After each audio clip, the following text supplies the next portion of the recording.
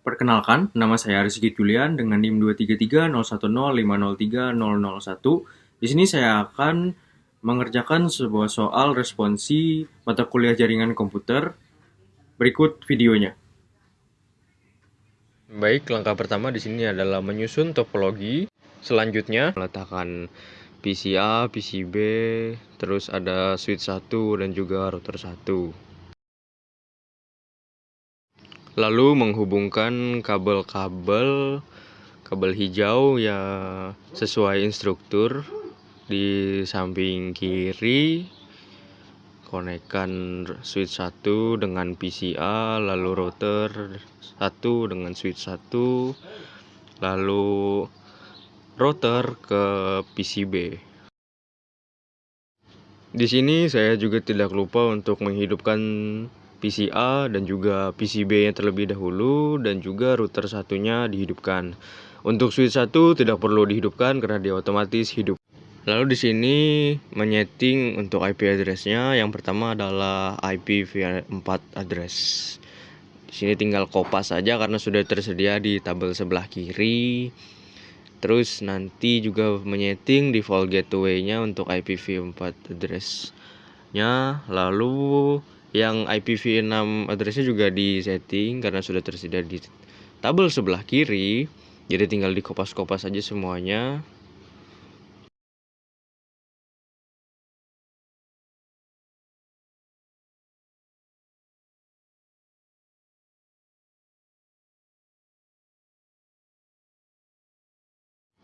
Lalu untuk PCB-nya di sini juga menyeting IP configuration-nya yang dimana sudah tersedia di tabel sebelah kiri, jadi tinggal dimasukkan saja, tinggal dikopas. Masukkan IPv4 address-nya, lalu masukkan default gateway untuk IPv4 address, dan juga sama seperti PCA sebelumnya yang dimana memasukkan IPv6 address-nya juga, dan juga memasukkan default gateway untuk IPv6 address-nya.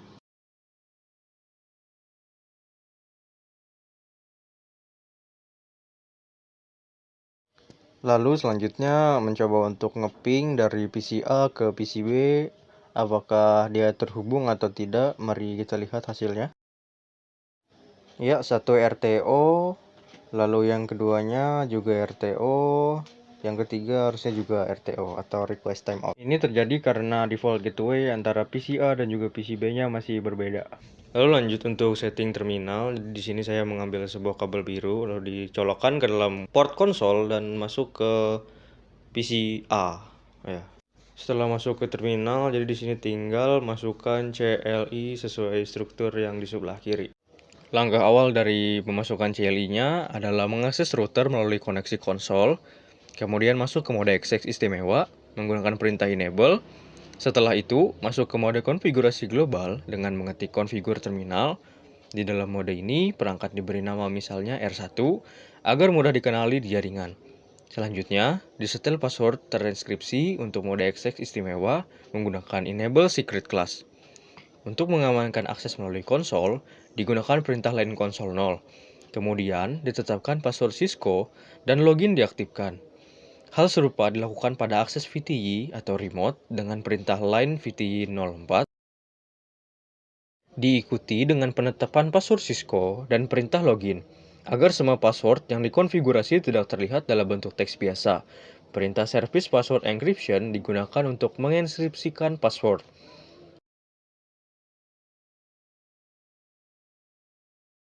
Sebuah banner ditambahkan menggunakan perintah banner MOTD untuk memberikan peringatan bahwa akses tanpa izin dilarang. Setelah itu, dua interface jaringan pada router diaktifkan dan dikonfigurasi dengan alamat IP versi 4 dan versi 6, termasuk alamat link lokal IP versi 6. Masing-masing interface diaktifkan menggunakan perintah no shutdown.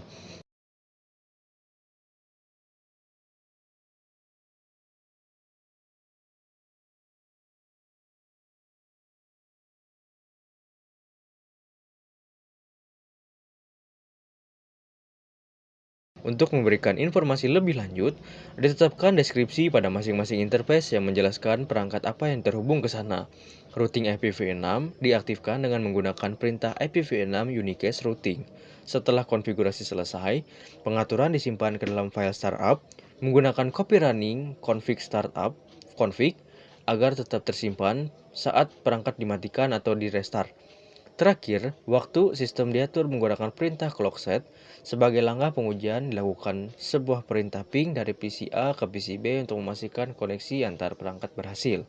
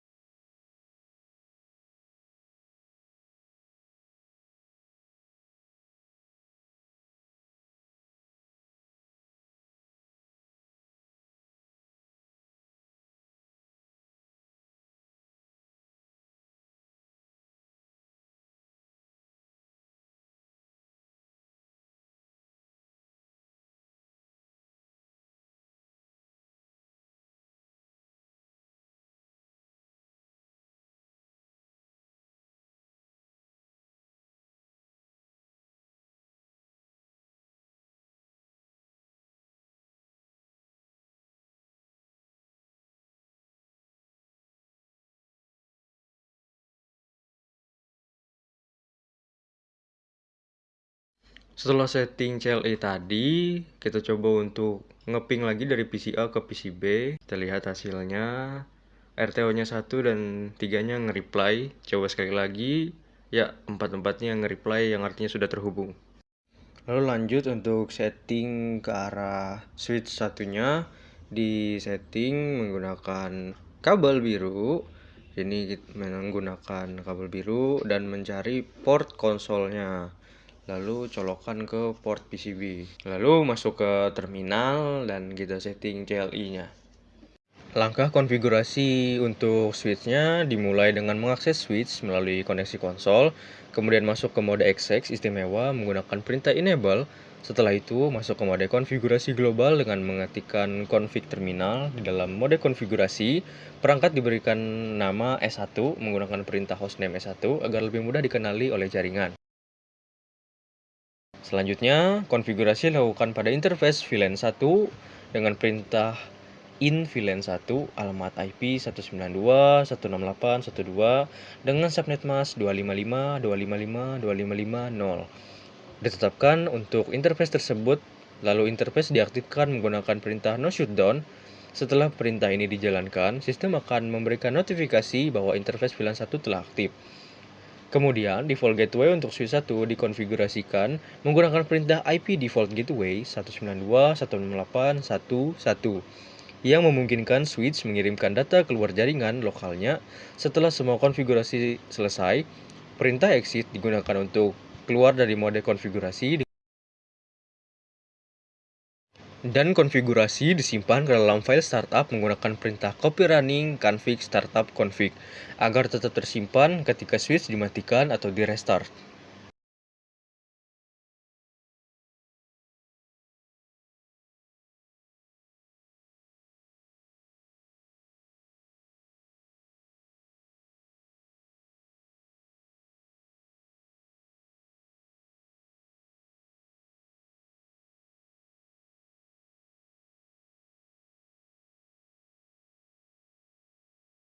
Selanjutnya dicoba di ping dari PC A ke router satunya apakah sudah terhubung. Kita lihat apakah sudah terhubung.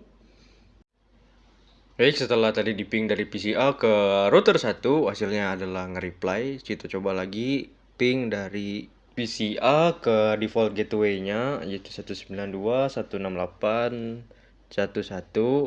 Coba di ping, maka hasilnya adalah reply yang artinya sudah terhubung. Lalu lanjut di ping dari PC A ke switch 1 dengan IP configuration 192.168.1.2. Lihat hasilnya. Ya, hasilnya nge-reply yang artinya telah terhubung dari PC A ke switch 1.